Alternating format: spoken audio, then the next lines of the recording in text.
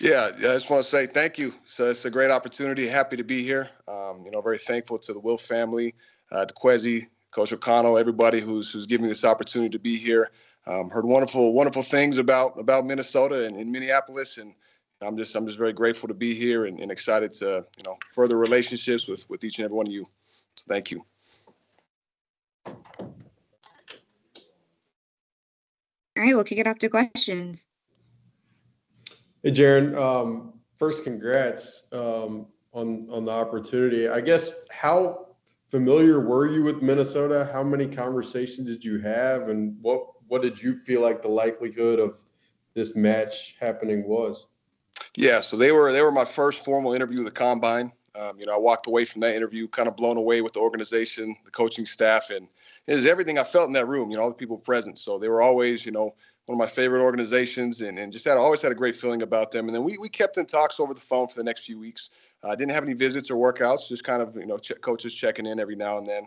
I'm grateful that that's where I landed today. It's always been a team that I felt great about, and honestly, one of my favorite organizations.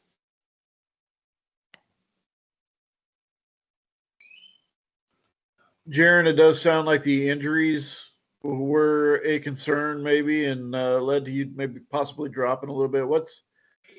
What have you heard from teams, and what was this kind of experience like to go through?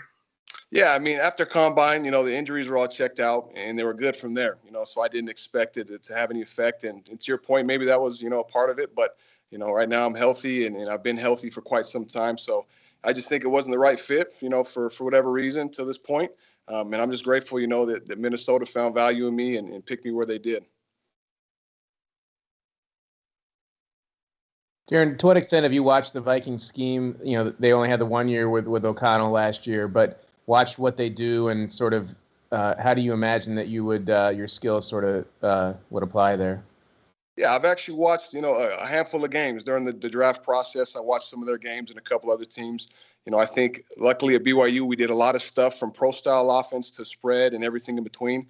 And so I think naturally I just had, some exposure to a lot of what Minnesota does. And I think, the more time I spend with the coaches and the players and learn from the guys that are there currently, I'll get more comfortable and adapt to whatever it is they need me to do. Jaren, congrats. I was wondering how you balanced playing baseball and football, and how you wanted to stay connected to both of those teams with the overlap, and then what it was like when you did take over as starting quarterback. Yeah, it was very busy. I didn't feel like I was able to fully give myself to either one, and I felt like I had a lot of potential, whichever way I went with that. I think in the end, football just kind of won over my heart. There were some other factors that kind of forced me to choose between the two. But more so than anything, though, I just love the opportunity to play football, and I just felt like I hadn't given it everything yet. And it would have been a regret of mine had I not. So that was kind of what forced me to do it. But the relationship between the two teams was great. The coaches were always willing to let me, kind of do my thing. But I definitely, I paid the price for it a little bit. I didn't win the starting job for a couple of years. And once I did, I could tell that choice, really helped me to elevate my game. And I still think, 2 years of just playing football, I got a lot I can learn. And I think there's a lot of potential, in my career. Jaren, I'm always fascinated by that. Obviously you went in the football direction, but what baseball skills that you had and have do you think apply to playing football? Yeah, I think from baseball, the activation of your core, your hips, I think that's a skill you learn. And I think that's something that's the hardest thing to do in any sport is to hit a baseball, to react quickly. So I think that reaction time, it's insane. I wasn't great at it. That's why I didn't hit very well my first year there at BYU, and I got better. But I think just the quick twitch and then the reaction time is key. And then, I played outfield, so throwing wasn't as similar as throwing a football. I played infield growing up, though, and that was. But I just think the reaction time and having to do stuff so suddenly is a big similarity between the two. Hey, Jaren, welcome to the team. Congratulations on coming here. Just wondering your thoughts on Kirk Cousins as a quarterback and what you're looking forward to about, getting to know him, learning from him, et cetera. Yeah, I'm very, I followed his story, from when he was drafted to now. He's kind of one of the quarterbacks in that prime of when I started watching NFL football. So I think there's a lot I can learn from him. I'm excited to pick his brain as the year goes on and to watch him do his thing. Same with Nick Mullins, who's there currently. Two guys I can learn from, two guys that are very accomplished, and I'm just excited to learn from them and be in a room with such great football players. Jaren, you touched on your college offense a bit, but I wonder how much responsibility did you have as a quarterback on the field in that system? And I don't know if you could kind of expound on that. Yeah, so we played pretty fast. The first year was all huddle. We would call everything out and get everything set.